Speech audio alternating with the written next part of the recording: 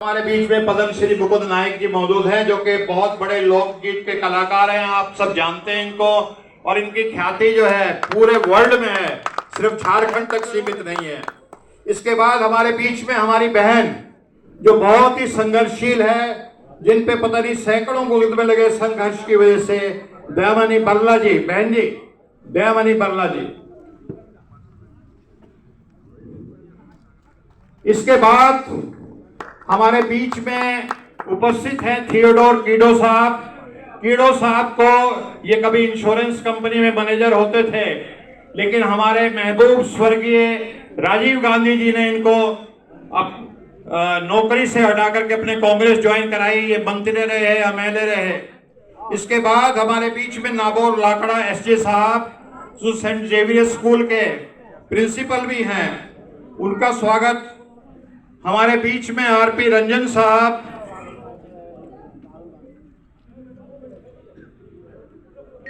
शंभू पासवान जी, अशोक जी इधर।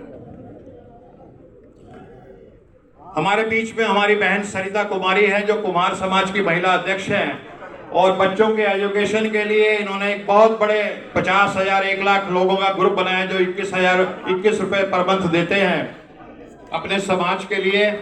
हमारे बीच में जनाब अली अनवर साहब हैं, जिन्होंने जब नीतीश जी ने एनडीए छोड़ी, मोदी जी का साथ किया, तो इन्होंने नीतीश जी को छोड़ करके ये इस तरफ आ गए थे। हमारे बीच में छोटे लाल मेहता जी, हमारे आरपी रंजन साहब, उसका स्वागत। बहुत बहुत धन्यवाद। अब मैं चाहूंगा कि हमारी जो आयोजकों की टीम है, जिसमें सुभाषिनी यादव, अशोक जी, हमारे भारती जी, डॉक्टर गौतम, फ्रैंक हजूर और हमारे अजय, ये सब एक बुके देकर के राहुल जी का स्वागत करें।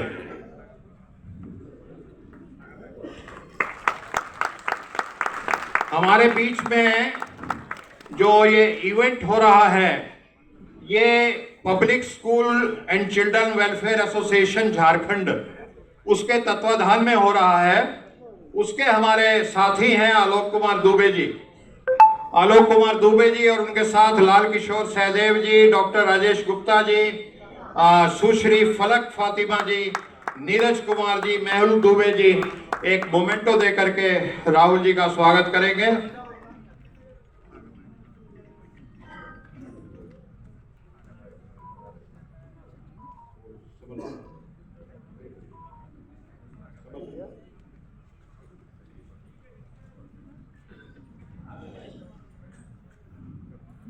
साथियों, समय कम है, और उस कम समय में हम चाहते हैं कि हम ज्यादा से ज्यादा राहुल जी को सुने। तो मैं इस कार्यक्रम को बहुत लंबा नहीं करूंगा, लेकिन एक छोटी सी 1 मिनट की कविता में स्वागत मैं सुभाषिनी जी से अनुरोध करूंगा कि वो एक कविता में स्वागत राहुल जी के स्वागत में करें। जोहार साथियों, जिन नारों को सुनकर हम लोग बड़े हुए, उसकी मैं कल्पना आज जो करती हूँ वो कुछ इस तरह है। अगर आज स्वर्गीय राम मनोहर लोहिया जी होते जीवित, तो उस नारे और उस कविता की क्या कल्पना होती, उसकी एक छोटी सी प्रस्तुति करना चाहूंगी।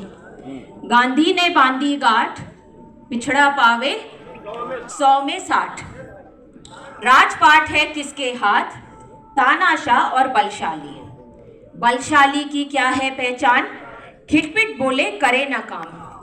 कमजोर की है क्या पहचान, करे काम और सहे अपमान।